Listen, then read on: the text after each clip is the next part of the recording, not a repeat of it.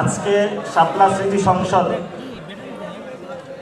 এবং এটার যারা নিজামে আছেন আল্লামা মামুনুল হক, মাহফুজুল হক থেকে শুরু করে আসাতেজায়ে কেরাম, তোলাবায়ে কেরাম, আজকে নাম দেওয়া হয়েছে শাপলা স্মৃতি সংসদ। আমি মনে করি শাপলা জীবন আমাদের সামনে জীবন্ত, এটা স্মৃতি না, এটা আমাদের জন্য জীবন্ত। এবং জীবন্ত এটা শুধু আমরা বলি না, কোরআনে বলা হয়েছে ওয়ালা তাকুলু লিমান ইউকতালু ফি সাবিলিল্লাহি আমওয়াত বাল আহইয়া, তারা হলো জীবন্ত। আমাদেরই অনেক ভাই যারা আমাদের সাথেই ছিল সহযোদ্ধা, তারা জান্নাতের পাখি হয়ে ঘুরে বেড়াচ্ছে। এই জন্য যারা আমাদেরকে ভয় দেখায় তারা জানে না আমাদের জন্য কত মধুর জীবন অপেক্ষা করছে।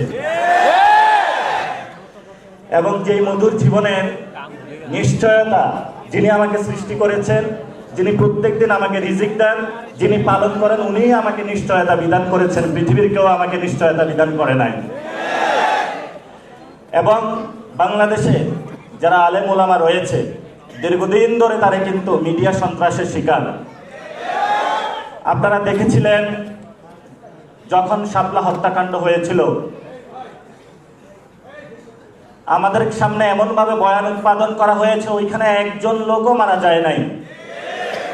এখন তারাই বলতেছে 36 জনের হলে তারা প্রমাণ পেয়েছে।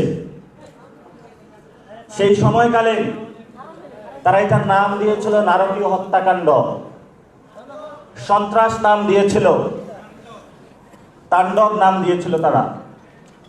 আজকে এখানে একজন সংসদ সদস্য ছিলেন একটু আগে, মুফতি হানজালা সাহেব পার্লামেন্টে যাচ্ছে, ওনাকে বলতেছে কি এই ধরনের যে মিডিয়া সন্ত্রাস থেকে শুরু করে তারা আমাদেরকে প্রতিনিয়ত যে উৎপাদনের মধ্য দিয়ে তারা যায়, একটা সময়ে তারা আমাদেরকে হত্যাযোগ্য বানিয়ে দেয়। এই জন্য হলো আপনারা যারা আলেম ওলামা আছেন, শুধু আলেম ওলামা না, প্রত্যেকের জায়গা থেকে নতুন করে ভাবতে হবে, মিডিয়া জগতে নতুন করে ঘুরে দাঁড়াতে হবে।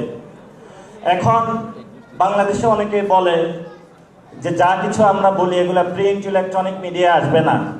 আমাদের কাছে বড় মিডিয়া আছে, এটা জানেন তো কি? এটার কানে কোনো গোপন থাকে? এটা দিয়ে মোবাইল জার্নালিজম দিয়ে কিন্তু আমরা শেখ হাসিনাকে বাংলাদেশ থেকে বিদায় করেছিলাম। এবং যেই কোনো ঘটনা এখন ঘটে এটা বিদ্যুৎ গতিতে সবার কাছে ছড়িয়ে যায়।